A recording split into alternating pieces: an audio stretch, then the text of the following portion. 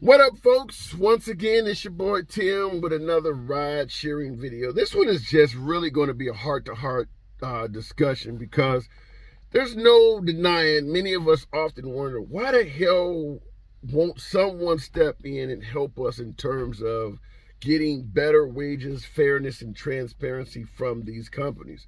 And obviously, we're independent contractors, so to some degree, for the most part, we are on our own. We don't have the defense of the labor board, labor laws, Department of Labor, and things like that. We don't have an entity, a government entity helping us out. And in my opinion, with a company like Uber, they have shown us what businesses would be like if they didn't have any type of government oversight. Uber's a perfect example. Now, I've done many jobs in my lifetime. And I will tell you, at least from my own personal analysis, my own personal opinion, Uber is by far the worst employer I have ever dealt with. And that's probably because they are allowed to operate without government intervention. Everywhere else I've worked, I've been an engineer for AT&T, I've worked for United Parcel Service and a host of other companies. They all have to follow labor laws. Uber does not have to follow labor laws, and they are giving you a prime example of what a lot of companies would be like if they did not have to do it, if there was no minimum wage and things like that. You've seen what has happened to wages in this industry, particularly in the ride-sharing industry, where I tell you folks all the time, when I started in 2014, drivers were bringing home, in my market, $2.20 a mile. Now it's 72 cents. So you're talking around 30% of what they used to be. You're talking a 70% income cut. So that is what can happen if there is no government oversight. Now, this video, my apologies, this is where you might want to tune out if you're not a big fan of politics. Because I talk politics in my political videos, but it doesn't generally come up in my ride-sharing videos. This video, it will come up because I believe it is necessary to make a point. In our country, in regards to wages, there are two trains of thought. Obviously, you hear one side suggesting that the minimum wage needs to be raised up to a whopping 15 bucks an hour. And the counter to that is, if you raise the wages up, the businesses are just going to pass that increased cost of labor on to the consumers. So the wages will go up, but the price of goods and services will go up right along with it, meaning that the employee with the higher wages is not even going to notice the difference because they're paying equally as much for everything they purchase. That's one side of the aisle.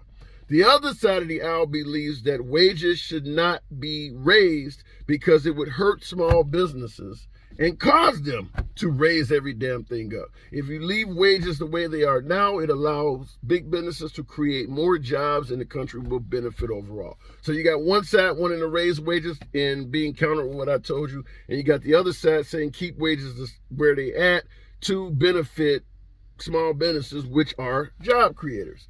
Now, this pertains to ride sharing, even though we are not in the business of having our, we don't receive an hourly wage. We don't deal with minimum wage and things like that. So how does this pertain? Well, I will give you what the wages were, as I told you before. It started out started out at $2.20 per mile to the driver, and now it's only 72 cents. So they've cut wages by about 70% over a decade. Wages have went down that substantially. And unlike the folks on this side of the aisle talking about help out small businesses, Uber and Lyft have cut wages substantially, and they didn't pass any of those savings on to the passengers. Even though the drivers are only making about 30% of what they used to make a decade ago, the passengers are actually paying more. So when we started making $2.20 a mile in my market, some markets paid even more than that. We were getting $2.20 as a driver, and the passengers were getting cheaper trips. They've screwed both ends. So now the drivers make a hell of a lot less and the passengers pay a hell of a lot more.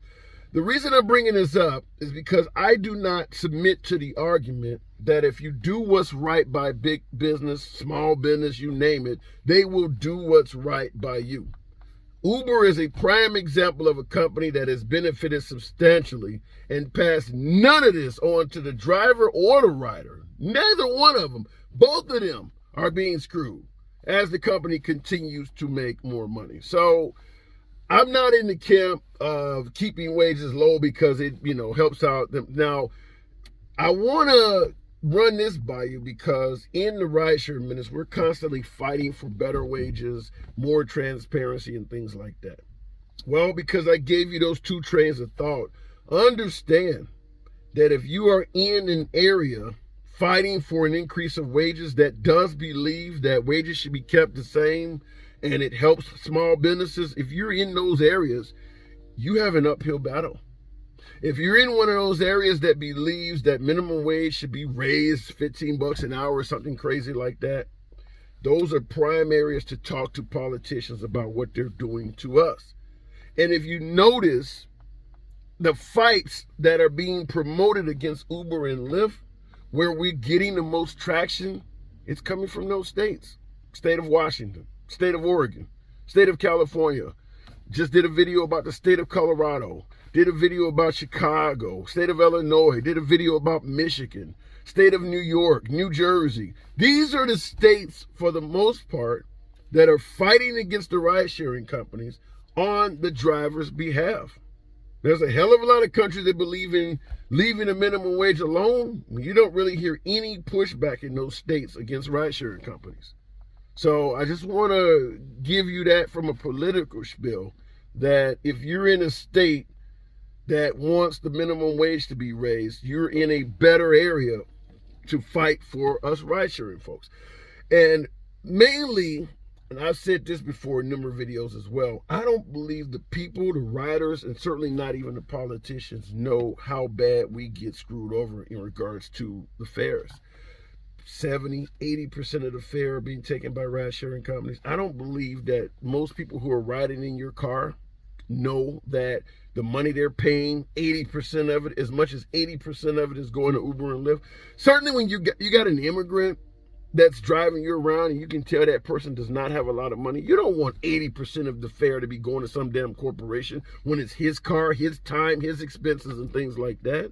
But they've made it, for the most part, from a standpoint of where there's no transparency. So no one knows any damn thing but Uber and Lyft, which is why my previous video about how they're treating or how they are trying to pass a bill in Colorado is extremely valuable, where they're trying to make it so that when a trip is initiated, both the driver and the passenger know exactly how much every player in the game is receiving.